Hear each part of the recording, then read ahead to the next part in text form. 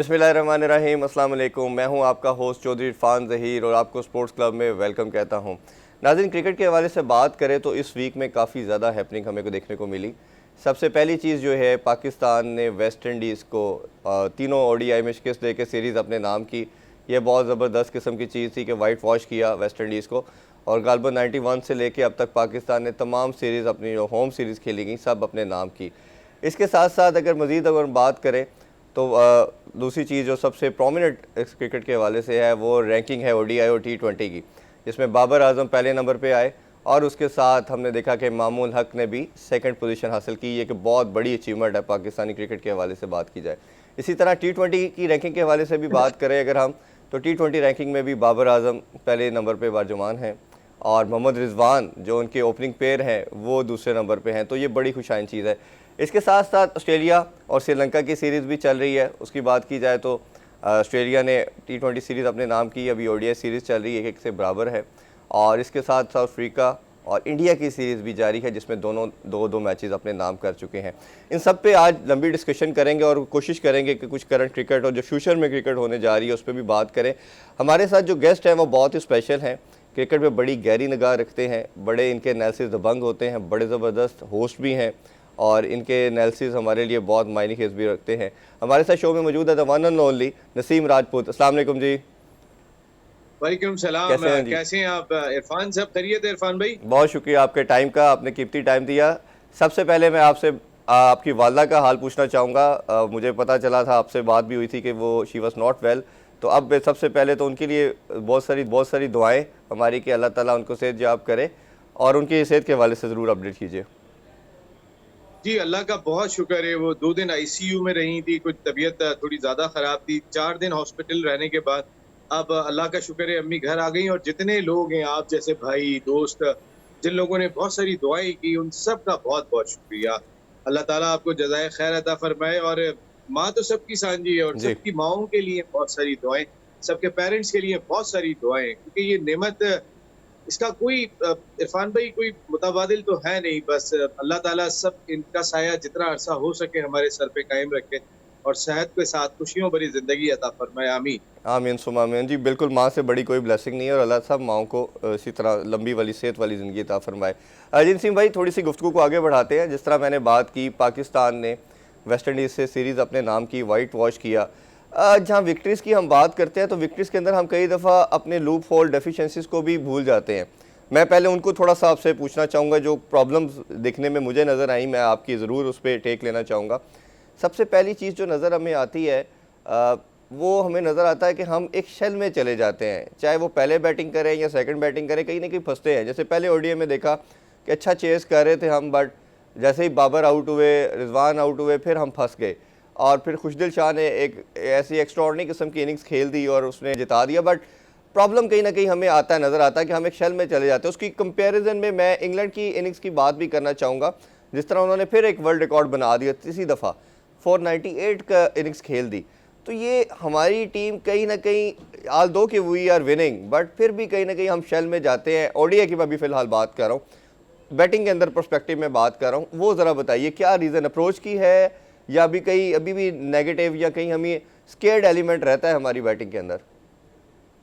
बिल्कुल scared element रहता है, इसमें कोई शुबा नहीं है। और माइंड सेट की बात है, हम अभी तक अपने माइंड सेट को उस तरीके से डेवलप नहीं कर पा रहे जो मॉडर्न डे क्रिकेट में वो नेशंस जो टॉप पे दिखाई दे रही हैं, वो अडॉप्ट कर चुकी हैं। आपने बिल्कुल अच्छी बात की कि पहले ओडीआई मैच में बाबर आजम ने सेंचुरी स्कोर कर दी थी, लेकिन मुझे बाबर आजम शान पाकिस्तान है, वर्ल्ड क्लास है, बाबर का कोई कंपैरिजन नहीं है। लेकिन बाबर बड़े क्विक लर्नर हैं और इन्हें एक चीज और तेजी के साथ लर्न करनी चाहिए, वो ये है कि सेंचुरी मुकम्मल करने के बाद जब तक मैच फिनिश नहीं होता, उनकी अब कोशिश ये होनी चाहिए कि उन्होंने वहां तक कयाम करना है। हम विराट कोहली से बहुत मिलाते हैं, लेकिन अगर आप विराट कोहली की मैच विनिंग नॉक देखें तो वो बहुत ज्यादा दिखाई देती है। इसी वजह से विराट कोहली को और सचिन तेंदुलकर को दो अलग ब्रैकेट पे रखा जाता है। दोनों रन्स मशीन है, लेकिन eight the same time Virat Kohli के बारे में कहा जाता है वो मैच फिनिश करते थे, मैच विनर थे। सचिन तेंदुलकर पे इस हवाले से क्रिटिसाइज होता रहा है। तो बाबर आजम पाकिस्तान की शान है, वर्ल्ड क्लास बैट्समैन है, जबरदस्त खेल रहे हैं, लेकिन वो रन्स मशीन है। अब उन्हें ये भी फैसला करना है और खुद को साबित करना है कि आया वो सचिन तेंदुलकर के ब्रैकेट में आना चाहते हैं या विराट कोहली के ब्रैकेट में आना चाहते हैं। विराट कोहली के ब्रैकेट में आने के लिए उन्हें इंजमाम उल हक और जावेद मियांदाद की तरह मैच विनर बनना पड़ेगा। आपको याद होगा वर्ल्ड टी20 में अफगानिस्तान के खिलाफ मैच में वो आखिर तक खड़े रहे थे, फिर राशिद खान की आखिरी गेंद पर वो एक शॉट जी खेलने चले गए थे। अगर आसिफ अली एक ओवर में 4 छक्के नहीं मारे तो पाकिस्तान अफगानिस्तान के खिलाफ वो मैच लूज कर जाता। जी इसी तरह पहले ओडीआई मैच में खुशदिल शाह अगर की को छक्के ना लगे तो फिर पाकिस्तान वो मैच लूज करने की पोजीशन में आ गया था। तो मैं बाबर पे क्रिटिसाइज नहीं कर रहा हूँ, खुदा ना खास्ता बाबर जबरदस्त प्लेयर है, लेकिन बाबर को ये चीज अपने अंदर लानी होगी कि एक मैच विनर में और रन्स मशीन में जो फर्क होता है, मुझे मैच विनर की जानिब जाना है। मेरी टीम को मेरी जीत से फायदा पहुंचना चाहिए। अगर आप दरमियान में छोड़ के चले जाओ और उसके बाद चले, अभी तो आपका लक फेवर कर रहा है, नीचे से बैट्समैनों ने आके रन स्कोर कर दिए, लेकिन अगर ये रन खुशदिल शाह से स्कोर नहीं होते तो आप सोचिए बाबर आजम की सेंचुरी कितनी क्रिटिसाइज होती। जी तो इस तरह से आपको याद होगा कराची किंग्स से भी बाबर आजम जब खेल रहे थे, कभी 90 रन बना रहे थे, कभी 80 रन बना रहे थे, उनकी टीम मैच नहीं जीत रही थी। तो जब तक टीम मैच नहीं जीतेगी, अल्टीमेट यही है कि आपकी team end of the day जीती या नहीं जीती। और बाबर लकी है कि कभी आसिफ अली ने 4 छक्के मार दिए, कभी खुशदिल शाह ने 4 छक्के मार दिए। नसीब भाई, इसमें लेकिन दूसरी बात मैं ऐड करना चाहूँगा। बाबर की जिस तरह आपने बात की, हमने गालबन मैंने अपने शोज़ में सबसे ज़्यादा इस पर बात की है। बाबर पाकिस्तान का नंबर 1 बैट्समैन है। लास्ट शो मैंने अपना जावेद मियांदाद साहब से कहा, पाकिस्तान के सबसे बड़े लेजेंड माने जाते हैं, उनसे भी यही बात हो रही थी कि पाकिस्तान उनको या इंजमाम उल हक को सबसे ऊपर रेट इसीलिए किया जाता है कि वो जब खड़े होते थे दोनों मैच जिता के जाते थे। बाबर की बेतहाशा ऐसी इनिंग्स है जिसमें उन्होंने सेंचुरी स्कोर की, बट अपने आप को वो फिनिश लाइन से पार नहीं कर पाए। अब उनके ऊपर ऑनस ज़्यादा है, डबल है, क्योंकि उन्होंने एज ए कैप्टन भी रिस्पॉन्सिबिलिटी ले चुके हैं। तो एज ए कैप्टन उनके ऊपर ये बहुत बड़ी रिस्पॉन्सिबिलिटी बनती है। बिल्कुल 100% आपसे मैं एग्री करूँगा कि विराट कोहली और डिफ्रेंशिएट किया जाता है सचिन तेंदुलकर को इसी तरह से किया जाता है कि तेंदुलकर मैच फिनिश नहीं करते थे। विराट कोहली को उनकी नेशन ज़्यादा सपोर्ट करती है, ज़्यादा ऊपर रेट करती है, क्रिकेटर भी सारे उसको ज़्यादा रेट करते हैं। तो आपको क्या लगता है कि क्या क्या इकदाम ऐसे करने चाहिए? क्या वो भी अपने कैप्टनसी के प्रेशर में आ रहे हैं, या वो अभी भी जिस तरह कराची किंग्स की भी आपने एग्जांपल बिल्कुल ठीक दी कि वो अपने रन्स को ज़्यादा इंपॉर्टेंस दे रहे हैं, या डेलिबरेटली है, या वो सीख नहीं पा रहे 60 को? आपको क्या लगता है? देखिए 100 करने के बाद बाबर आजम रिलैक्स कर जाते हैं, या बाबर आजम का कोई फिटनेस का क्राइटेरिया दीगर बैट्समैनों से मैच नहीं करता जो 160, 170, 180 रन की इनिंग खेलते हैं। बाबर ने एक 158 रन की इनिंग जरूर खेली है, लेकिन बाबर की आप मोस्टली सेंचुरीज देखेंगे तो 102, 103, 104, इधर 100 किया, इधर बाबर आउट हो गए। तो बाबर को इस जानिब फोकस करना चाहिए, और इसलिए भी इरफान भाई जरूर फोकस करना चाहिए। पाकिस्तान की मिडिल ऑर्डर बैटिंग इस वक्त सबसे बड़ा मसला है। जी आप जो सबसे कमजोर पहलू दिखाई दे रहा है इस टीम में वो हमारी मिडिल ऑर्डर बैटिंग है।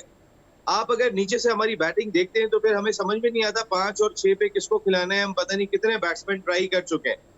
अगर हम देखें ना, इस तरह के डिसीजन करने चले जाते हैं हम कि हारिस को लाके हमने 4 नंबर पे और 5 नंबर पे बैटिंग करा दी। अरे भाई, हारिस ने 2 नॉक T20 पीएसएल में खेली है, ये 50 ओवर की क्रिकेट है। आप ऐसे कैसे जो है वो एक प्लेयर को यहाँ लाके खिला सकते हैं? बिल्कुल एग्जाम्पल देखिए, रमीज राजा साहब चेयरमैन पाकिस्तान क्रिकेट बोर्ड, उनके फैसले क्या हैं क्या नहीं है, मैं उससे हटके बात करूं तो इससे में तो कोई शुबा नहीं है, उन्होंने क्रिकेट खेली है, टॉप क्लास क्रिकेट के लिए क्रिकेट समझते हैं। उन्होंने एक पैगाम दिया हारिस रऊफ के हवाले से कि हारिस रऊफ अगर अपनी लाइन और लेंथ को मेंटेन नहीं करते तो फिर वसीम साहब जो चेयरमैन सिलेक्शन कमेटी है, आप इनका नाम कंसिडर ना करें जब तक ये अपनी और लाइन और लेंथ को ओडीआई क्रिकेट में बेहतर नहीं बना लेते हैं। तो रमीज राजा को ये बात दिखाई देनी चाहिए about Babar Azam. At the same time selection criteria है क्या इस मुल्क में? आप 4 और 5 नंबर देखें, फिर एक मरतबा फिर पिछले 3 साल से आपको याद होगा जब कोई आईसीसी का मेगा इवेंट आता है, हम सब ट्राई कर चुके होते हैं, फिर जा रहे होते हैं, आ जाओ भाई शुएब मलिक, आ जाओ भाई हफीज। अब तो हफीज रिटायर हो गए, लेकिन एंड ऑफ द डे हमें दोबारा उन्हें लाना पड़ता था। और मुझे फिर ऐसा ही लगता है कि जिस तरीके से हम सारे तजुर्बात कर रहे हैं और कोई भी उन तजुर्बात में पूरा नहीं उतरा, लेकिन अगर हम हारिस जैसे तजुर्बात करेंगे, देखिए ना, मेरा सवाल तो ये कि हारिस को पकने से पहले किसने तोड़ा? आप पकने तो दें खिलाड़ी को। आप हैदर अली, आपको याद होगा हैदर अली, मुझे अंडर 19 वर्ल्ड कप में हैदर अली की बैटिंग याद है। वो बड़ा कॉम्पैक्ट बैट्समैन था, नीचे नीचे बैटिंग करता था, बड़े रन स्कोर करता था।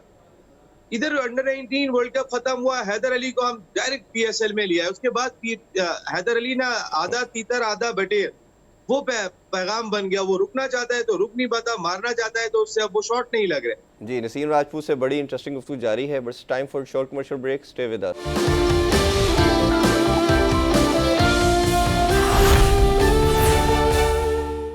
Welcome back sports club. Naseem Rajput से कुछ मजीद क्वेश्चन करते हैं। मिडल ऑर्डर में हमारा जो सबसे बड़ी एक एस्टैब्लिश कमोडिटी थी वो हारिस सुहेल थे। अभी भी उनकी 47 की उनकी एवरेज है, और जिस तरह के 2019 के वर्ल्ड कप में हमें याद होगा जब वो आए और बैक टू बैक इनिंग्स खेली, तो तमाम कमेंटेटर ने कहा कि आपने पहले 2 मैचेस में भारत और वेस्ट इंडीज़ के अगेंस्ट इनको क्यों नहीं खिलाया, और जिस तरह की खूबसूरत उन्होंने बैटिंग की। और अभी भी मेरा मानना यह है कि उनकी अगर 1-2 परफॉर्मेंस बुरी गई थी इनिंग्स के अंदर बात करें तो वो टेस्ट के अंदर थी। ओडीआई में उनकी कोई ऐसी परफॉर्मेंस हमें नज़र नहीं आती कि जो उनकी अच्छी नहीं थी।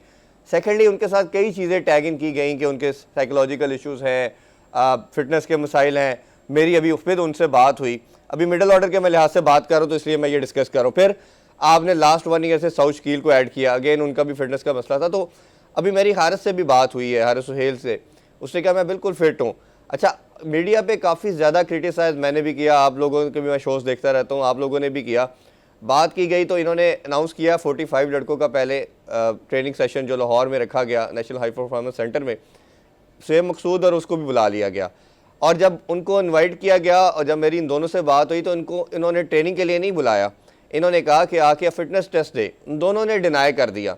उन्होंने डिनाई इस रीज़न पे किया कि आप हमें जून की गर्मी के अंदर आके फिटनेस टेस्ट कह रहे हो, ये हमारे साथ ज़्यादती है। और सब क्रिकेटर से मेरी बात हुई, सब ने यही बोला कि ये ऐसे पॉसिबल नहीं होता कि आप आएँ और आके फिटनेस टेस्ट दें, आप नहीं कर पाते। इन्होंने दोनों लड़कों ने बड़ी लॉजिकल बात की कि आप हमें पहले पूरा टीम के साथ जो लड़कों का कैंप चल रहा है कैंप करवाएं, कैंप के एंड पे आप हमारे बाकी लड़कों के साथ आप हमारा सेशन भी ले सकते हैं, आप फिटनेस टेस्ट ले सकते हैं। इन्होंने डिनाई कर दिया, जिसकी वजह से दोनों लड़के नहीं आए।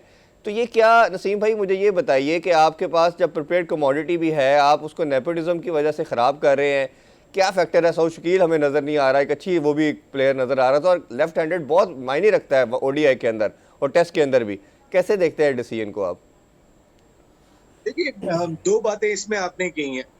हारिस सुहेल बहुत टैलेंटेड बैट्समैन है, शुएब मकसूद बहुत टैलेंटेड बैट्समैन है, लेकिन हारिस का इंजरी प्रोन होना ये भी एक मसला रहा है। बहुत ज्यादा इंजरी का शिकार रहे माजी में हारिस, वरना आज हारिस आपकी टीम के परमानेंट मेंबर होते।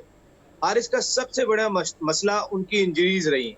हारिस की फॉर्म और हारिस की परफॉर्मेंस इतनी ज्यादा मसला नहीं रही है। अक्सर ये हुआ कि हारिस को टीम से इसलिए बाहर करना पड़ा कि वो फिट नहीं थे। अगर पाकिस्तान क्रिकेट बोर्ड ने एक क्राइटेरिया बनाया है कि जो भी खिलाड़ी कैंप में शिरकत के लिए आ रहे हैं उनका फिटनेस टेस्ट दिया जाएगा, देखिए इसके मायने क्या होते हैं इरफान, इसके मायने ये होते हैं कि जब ऑफ सीजन होता है तो हमारे लड़के उस तरीके से मेहनत नहीं करते, प्रोफेशनलिज्म की कमी दिखाई देती है। ये प्रोफेशनलिज्म की कमी है कि ठीक है यार, अभी इवेंट शुरू होने में 1 महीना पहले जाऊंगा, दौड़ूंगा, थोड़े डंड शंड लगाऊंगा और जाके खड़ा हो जाऊंगा, खेल लूंगा। लेकिन जहां लोगों ने प्रोफेशनल क्रिकेट खेलनी होती है वहां पे उनका जो ऑफ सीजन होता है वो ऑफ नहीं होता, उसको वो प्रोफेशनली ही लेके चल रहे होते हैं। हारिस और उनके साथ शुएब के मना करने की जो सबसे बड़ी वजह ये है कि वो मेंटली और फिजिकली तैयार नहीं थे वो टेस्ट देने के लिए। लेकिन अगर आप प्रोफेशनल क्रिकेटर हो, आपकी नजरें पाकिस्तान क्रिकेट टीम की जानिब से खेलने पे जमी हुई हैं, देखिए यही प्रोफेशनलिज्म का मैं फर्क जो बताऊं आपको इरफान, कभी भी आप देखते हैं कि ऑस्ट्रेलिया का कोई खिलाड़ी, इंग्लैंड के भी बैन स्टोक्स ये कह के बाहर बैठ गए थे कि I am not mentally fully fit, इस वजह से जो है वो मैं नहीं समझता हूँ कि मुझे इस वक्त क्रिकेट खेलनी चाहिए।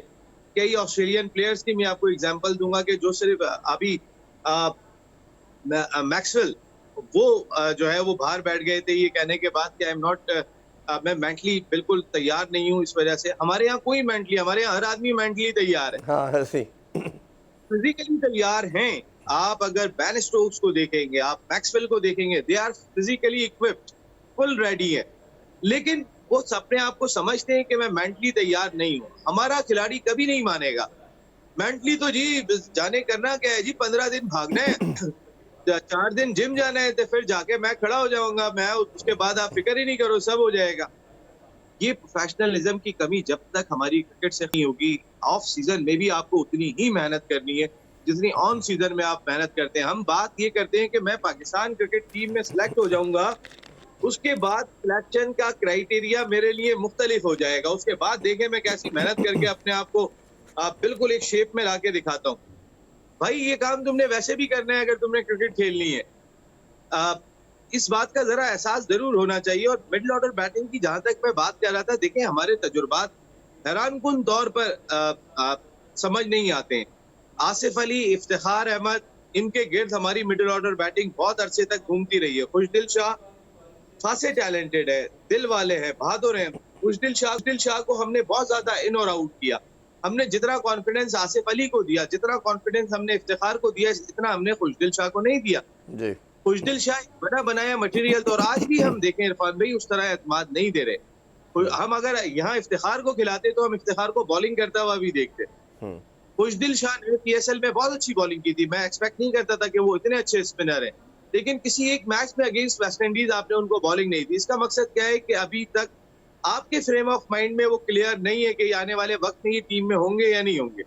क्योंकि अगर हमें किसी को पक्का करना होता है तो हम उसके तमाम शोबों को चेक करते हैं, उनको यूटिलाइज करते हैं। तो अगर हमने बॉलिंग करते हुए देखा था खुशदिल शाह को, तो हमने क्यों नहीं ट्राई किया वेस्ट इंडीज के खिलाफ? बिल्कुल ठीक। हमने एक सोच बन दी है, हमारी एक थिंक टैंक बन गया है। उस थिंक टैंक के अंदर बाबर आजम, रिजवान और शहीनशाह अफरीदी शामिल है। उसमें ना वसीम कहीं दिखाई देते हैं, ना सकलैन मुश्ताक कहीं दिखाई देते हैं, ना मोहम्मद यूसुफ कहीं दिखाई देते हैं। वो डिसाइड करते हैं कि कौन सी टीम खेलेगी, कौन सी टीम शामिल होगी। और मैं समझता हूँ कि बाबर आजम के साथ अच्छा थिंक टैंक है और वो फैसला कर रहे हैं, ग्राउंड में उन्होंने ही जाके खेलना है। अच्छा, मैं नसीम भाई उसमें जी एक चीज़ ऐड चाहूँगा। अभी जिस तरह हारिस की हमने बात की, अच्छा उस बच्चे को, एक तो मेरा भी सेम आपसे एग्री करूँगा कि उसको ओडीआई का थोड़ा एक्सपोजर देते फिर टीम में डालना चाहिए था। जब आपने उसको कैप दे दी पाकिस्तान का जी की तरफ से, उसको झंडा सीने पे सजा लिया उसने ओडीआई में, तो आपको उस बच्चे को कॉन्फिडेंस देना चाहिए था। आप ये देखें कि पहले मैच में उसको कीपिंग नहीं कराई गई, ठीक है, सेकंड में थोड़ी करवाई गई, फिर उसको जब पहले मैच में पोजीशन थी जिस पे वो हार्ड हिटिंग करता है, आपने उसकी जगह पे पहले शादाब को भी भेजा, फिर आपने हमने देखा कि दो रिजवान उससे भी पहले आ गए, तो और फिर उसके बाद हमने देखा कि नवाज़ आ गए, तो उसको नहीं दिया गया चांस। तब मैंने एक शो किया अपना, मैंने उसमें बात की कि आपने उस बच्चे का कॉन्फिडेंस बिल्कुल शैटर्ड कर दिया है, कीपिंग भी ना करवा के पहले मैच में कि तुम सेकंड कीपर हो, तुम रिजवान के बराबर नहीं हो, और बैटिंग के अंदर भी आपने उसको 8वें नंबर पे भेज के तमाम अपने जितने भी आपके बैट्समैन थे या ऑलराउंडर थे उनको उससे पहले भेजा गया। उसको ये मैसेज दिया गया कि तुम अभी इंटरनेशनल कमोडिटी के लिए प्रिपेयर नहीं हो। उसका कॉन्फिडेंस शैटर्ड होगा, वो अगले मैचेस में परफॉर्म नहीं करेगा, और वही हुआ कि जब वो अगले 2 मैचेस खेला उससे परफॉर्म नहीं हो सका। तो आपको लगता है कि ये प्लेयर बनाना और उसको ख़राब करना, ये दोनों चीज़ें भी इसी तरह हमारे सिस्टम का पार्ट है? सिस्टम का फॉल्ट है। देखिए हमारे सिस्टम में अगर एक खिलाड़ी 3 सेंचुरियां स्कोर करके आ रहा है पिछले 5 मैच में, वो भी अपने आप को सिक्योर फील नहीं करता। उसको भी पता है आने वाला वक्त कल क्या होगा, उसको नहीं पता है।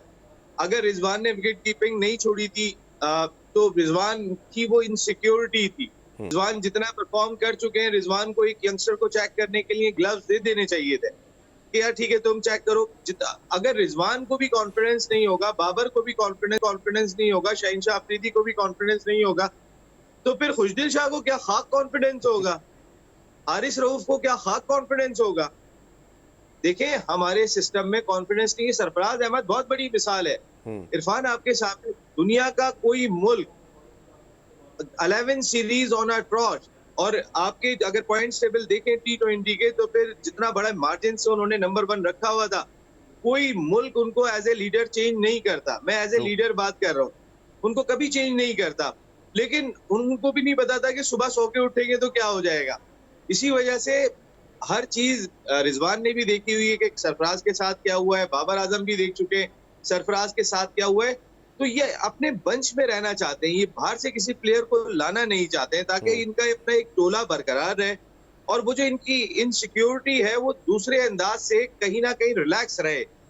इनके ऊपर जो है वो उसका बोझ ना है उस इनसिक्योरिटी का, कि वो अपने उस बंच के दरमियान में रहना पसंद करते।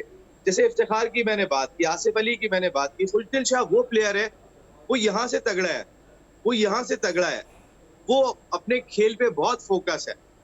खुशदिल शाह को ये नहीं लाना चाहेंगे, कभी भी सिस्टम का हिस्सा उस तरीके से नहीं बनाना चाहेंगे, क्योंकि खुशदिल शाह में पेस हासिल करने की कैपेबिलिटी पूरी मौजूद है। और जिस प्लेयर में ये महसूस कर जाते हैं कि इसके अंदर कैपेबिलिटी मौजूद है, उसको ट्राई नहीं करते। जी।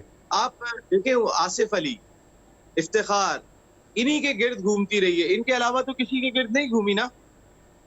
ये क्रिकेट टोटली अगर इरफान भाई आप देखेंगे तो इन्हीं के गिर्द घूमती रही है। ऐसे ही है। आप उठा के देखें, आपने मिडिल ऑर्डर बैटिंग और एंड ऑफ द डे आप फिर शुएब मलिक को लेके आ रहे होंगे, फिर एक वर्ल्ड कप खिला के उनको कहेंगे ओके टाटा बाय बाय, अब तुमसे मुलाकात होगी अगले वर्ल्ड कप में। वो शुएब पूरे साल अपने आप को फिट रखते हैं। शुएब से ज्यादा फिजिकली फिट कौन है? फील्डर कौन उससे बेहतर है? बॉलिंग वो करके दे देते हैं। लेकिन अगर वो यूटिलाइज करने के काबिल हैं, आपका हर वर्ल्ड कप के बाद आपका एक प्रोग्राम शुरू हो जाता है, जी अब जो है वो हम रीबिल्ड प्रोसेस में दाखिल हो गए। अबे भाई, वो आपका रीबिल्ड प्रोसेस अगले वर्ल्ड कप में खत्म होता है, तो फिर उसको बिल्ड करने के लिए उन्हीं लोगों को लाना पड़ता है कि जिनको बाहर किया था रीबिल्ड प्रोसेस के लिए। हाँ। फिर दोबारा से वो प्रोसेस आपका बिल्ड होता है। तो ये कौन सा रीबिल्ड प्रोसेस? अच्छा। असल में हमें अपने सिस्टम को देखना पड़ेगा।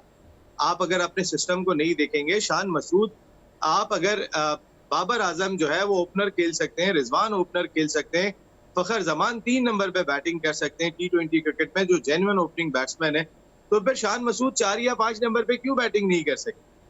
आप मेरा बेसिकली सवाल नसीम भाई, आप होस्ट हैं, आप मेरे मुंह का क्वेश्चन आप छीन लेते हैं। जो मैं चाहता हूँ आप भी वही क्वेश्चन ले लेते हैं। Time for short commercial break, stay with अस।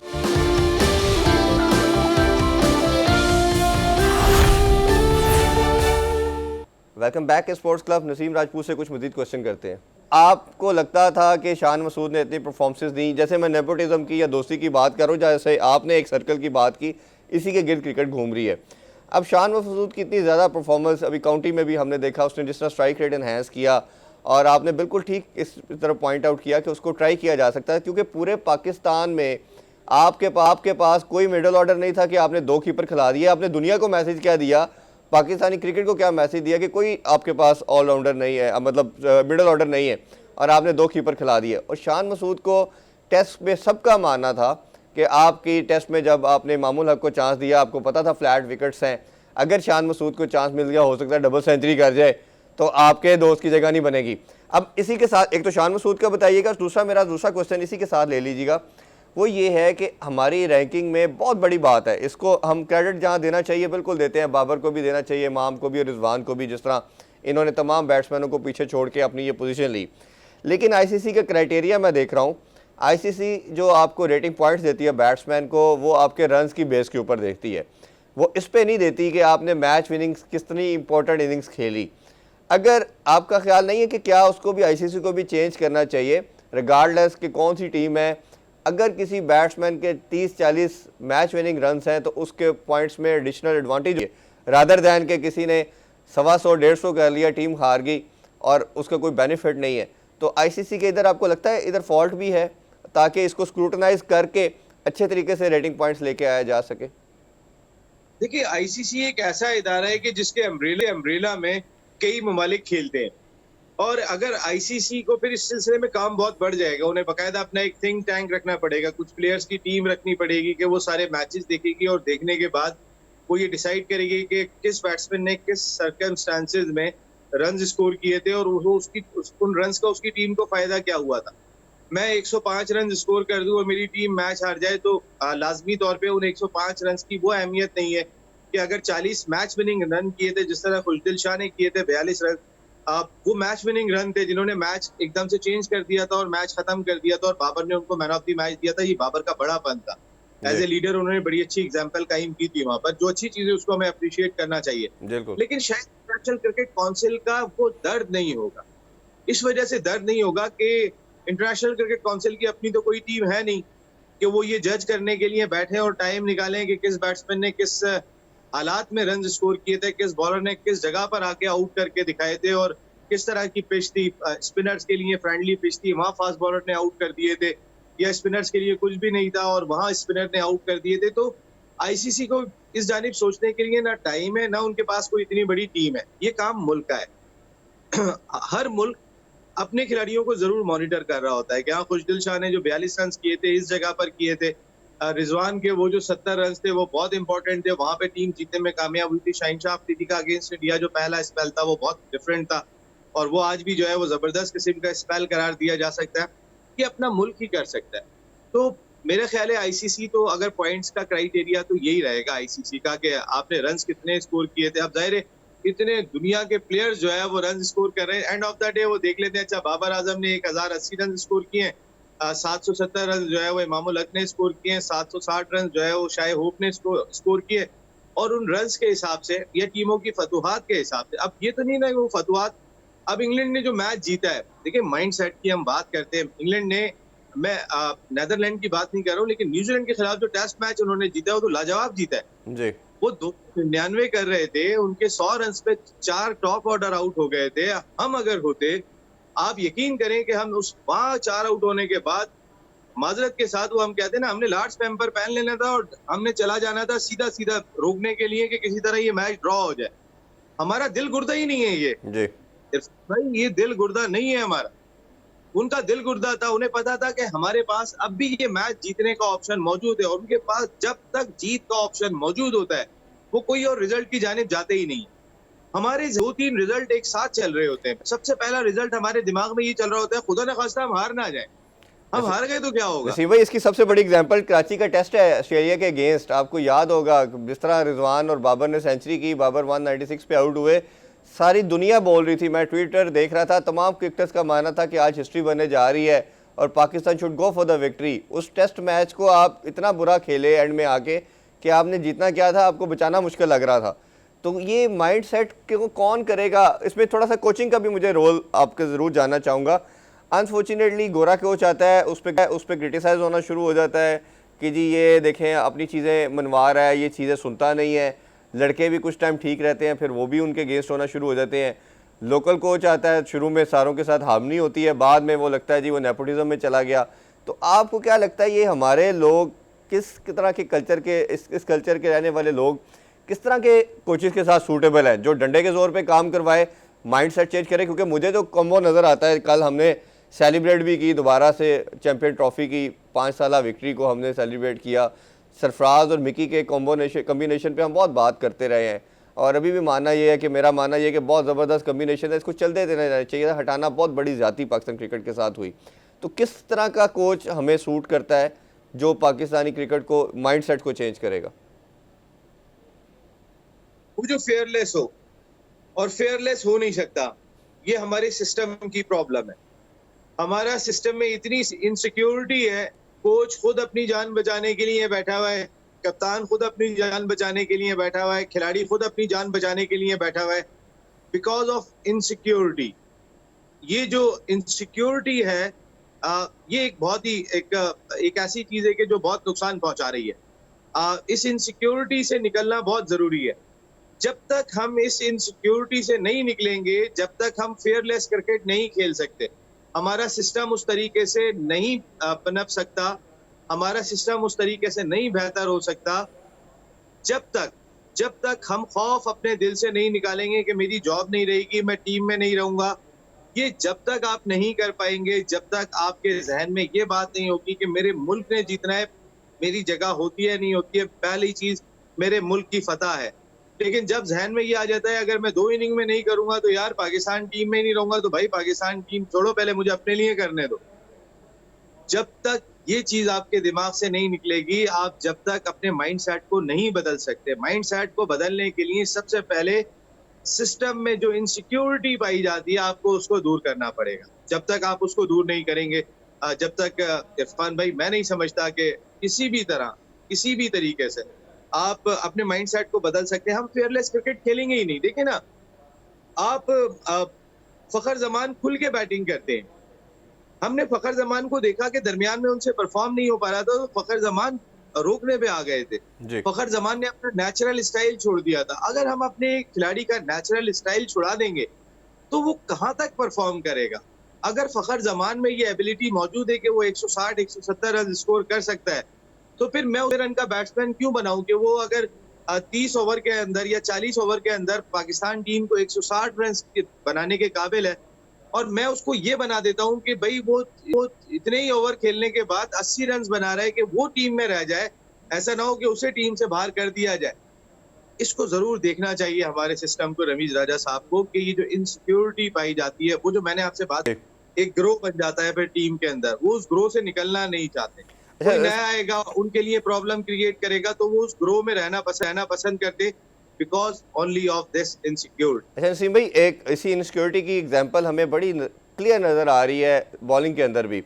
उसमें सबसे बड़ी एग्जांपल नज़र आती है हसन अली की। जिस तरह वर्ल्ड कप जैसे ही स्टार्ट हुआ उसके बाद उसकी अभी कंटिन्यूसली कोई 9-10 मंथ हो गए हैं उसकी परफॉर्मेंस डिक्लाइन की तरफ है। कुछ लोगों का मानना ये है कि काउंटी के अंदर बड़ा अच्छा परफॉर्म किया, बट वो कंडीशन इंटायरली डिफरेंट है। उसका पेस कुछ नॉच नीचे आ गया, फिटनेस का मसला लग रहा है, एक ही लेंथ पे बॉल कर रहा है, उसकी लेंथ बड़ी इजीली बैट्समैन रीड कर रहे हैं, पेस क्योंकि नीचे है, स्विंग हो नहीं रही, तो वो हिटिंग भी बड़ी ज़्यादा हो रही है, रन स्कोर हो रहे हैं। इसी तरह बेंच स्ट्रेंथ की बात करें तो आपके पास धानी कब से मौजूद था, एक मैच आपने सिर्फ खिलाया, उसको पहले कितने टूर्स के ऊपर साथ लेके फिरते रहे। इसी तरह अब अगर स्पिन डिपार्टमेंट की बात करें तो आपके पास इस दफ़ा आप कर सकते थे कि शायद आपके साथ अगर आपने 3 स्पिनर खिलाना था तो आप खिला सकते थे उसको, जाहिद महमूद को। उस बेचारे को कोई मैच नहीं खिलाया गया। तो ये बॉलिंग लाइन के अंदर भी ये प्रॉब्लम हमें नज़र आते जा रहे हैं। जिस तरह आपने कहा कि 3 लोगों का ग्रुप है, वो ही डिसाइड करता है कि हमारा दोस्त कहीं निकल ना जाए, नया बच्चा आ गया, उसने अच्छा परफॉर्म कर दिया तो मुश्किल हो जाएगा बाहर निकालना। तो ये इसको बॉलिंग की सेंस में किस तरह देख रहे हैं, जिन बॉलर्स के साथ ज्यादती हो रही है और जिनको कंटिन्यूसली परफॉर्मेंस के बावजूद भी खिलाया जा रहा है? देखिए, मेन चीज मैं आपको एक बात के ग्रुपिंग है इरफान भाई। जैसे आपने अभी ग्रुप की बात की, हम उस ग्रुप में ढल जाते हैं, उसमें बन जाते हैं। देखिए, इस वक्त एक इनसिक्योरिटी बाबर आजम के अंदर होगी, वो माने ना माने, और वो ये सिक्योरिटी है कि अगर वो रिप्लेस होते हैं तो उनकी जगह कप्तान या तो रिजवान होंगे या शाहीन शाह अफरीदी होंगे जी। और वो एक मजबूत लॉबी है पाकिस्तान क्रिकेट टीम में। मैं इसमें किसी चीज में जाना नहीं, मेरे ख्याल है जो क्रिकेट समझते हैं वो इस बात को अंडरस्टैंड कर सकते हैं। यही वजह है कि बाबर आजम मोस्टली जो है वो रिजवान और शाहीन शाह अफरीदी को साथ लेकर चलते हैं, उनको उन पर बहुत ज्यादा डिपेंड करते हैं, क्योंकि उन्हें इस चीज का अंदाजा है। वो बाबर आजम का वोट होता है हसन अली के लिए कि हसन अली खेलें और हसन अली परफॉर्म करके दिखाएं। लेकिन Hasan Ali unfortunately match winner है, चैंपियंस ट्रॉफी का बेहतरीन प्लेयर है, पाकिस्तान का एक ऐसा प्लेयर है कि जो on a day match winner होता है, वो बैटिंग बॉलिंग दोनों से जो है वो एकदम से बिल्कुल मुख्तलिफ कर देता है। लेकिन पिछले 1 साल से वो बिल्कुल फॉर्म में नहीं है, उससे बिल्कुल परफॉर्म नहीं हो पा रहा है। आप अगर चैंपियंस ट्रॉफी उठा के देख लें, आप सॉरी PSL उठा के देख लें, वहां पर भी हसन अली उस तरीके की फॉर्म में नहीं थे। तो हसन अली का ऑन एंड ऑफ पैच चल रहा है और बड़ी शिद्दत के साथ चल रहा है। अगर हसन अली और हारिस रऊफ काउंटी खेल रहे थे और वहां पे वो अपने रिदम में लंबे स्पेल कर रहे थे, बड़ी बॉलिंग कर रहे थे, आप इस वेस्ट इंडियन टीम के खिलाफ जरूरी था कि आपको हसन अली और हारिस रऊफ को बुलाना। आप उनको लंबे फेज में बॉलिंग करते देते, जिसको बुलाना चाहिए था आपने उसको नहीं बुलाया। आपको बुलाना चाहिए था शान मसूद को। देखिए, उन पिचेस के ऊपर जितने रन शान मसूद ने किए उतने तो रिजवान और नहीं किए थे। रिजवान भी स्ट्रगल करते हुए दिखाई दे रहे थे। जिन्हें बुलाना चाहिए था आपने नहीं बुलाया, लेकिन आपने उनको जरूर बुला लिया कि जिनको आपने किसी ना किसी तरीके से कैरी करना है और अपने साथ रखना है। धानी अभी तक उस सिस्टम का हिस्सा बन नहीं पा रहे, गो के टीम में मौजूद है। मुझे तो कैसा लगता है कि ये धानी कनाडा या अमेरिका ना चला जाए यार। जिस तरीके से आप साथ ले लेके, और इससे पहले भी लोग जा चुके हैं इरफान भाई, हमारे सामने एग्जांपल्स मौजूद है।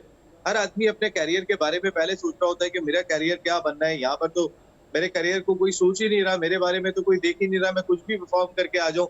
2 PSL से शाहनवाज दानी अच्छी बॉलिंग कर रहे थे। अब शाहनवाज दानी एंड ऑफ द डे हम कहा, जब वो टूट जाता है ना, उस वक्त हम उसको लेकर आते हैं कि अब तो ज़ाहिर है ये टूट चुका है, तो आने के बाद उस तरीके से परफॉर्म नहीं कर सकेगा। लेकिन जिस वक्त वो एक रिदम में होता है, जिस वक्त वो जुड़ा हुआ होता है, उस वक्त उसको ट्राई नहीं करते हैं, उस वक्त किसी कीमत पे उसको ट्राई नहीं करते। ये हमारे सिस्टम की खामियां है यार। यही तो मैं कह रहा हूँ, इनसिक्योरिटी, यही इनसिक्योरिटी है कि भाई शाहनवाज धानी परफॉर्म कर देगा तो फिर क्या होगा, फिर किसको रिप्लेस करना पड़ेगा। सही। और ये मसला अनफॉर्चुनेटली ये बड़ा क्रिकेट के साथ कि हम इनसिक्योर भी रहते हैं और ये भी डरते हैं कि अगर कोई आ गया तो हमारी जगह कहाँ जाएगी। और मेरा ख्याल है, मानना ये भी मेरा है कि आपको फॉर्म को यूटिलाइज़ करना चाहिए किसी की भी। आज अगर किसी की फॉर्म लगी हुई है उसको यूज़ करे, चाहे बैट्समैन है या बॉलर है। कल को वो फॉर्म नहीं रहेगी तो फिर वो यूज़लेस है। नसीम भाई, आपके टाइम का बहुत बहुत शुक्रिया। अगेन बहुत मज़ा बात करके, मेरा ख्याल है हमारे व्यूवर्स को भी आज की गुफ्तगू बहुत इन्जॉय की होगी। इंशाल्लाह मुलाकात होगी आपसे नेक्स्ट वीक। अपना बहुत सा ख्याल रखें। अल्लाह हाफिज़। पाकिस्तान जिंदाबाद।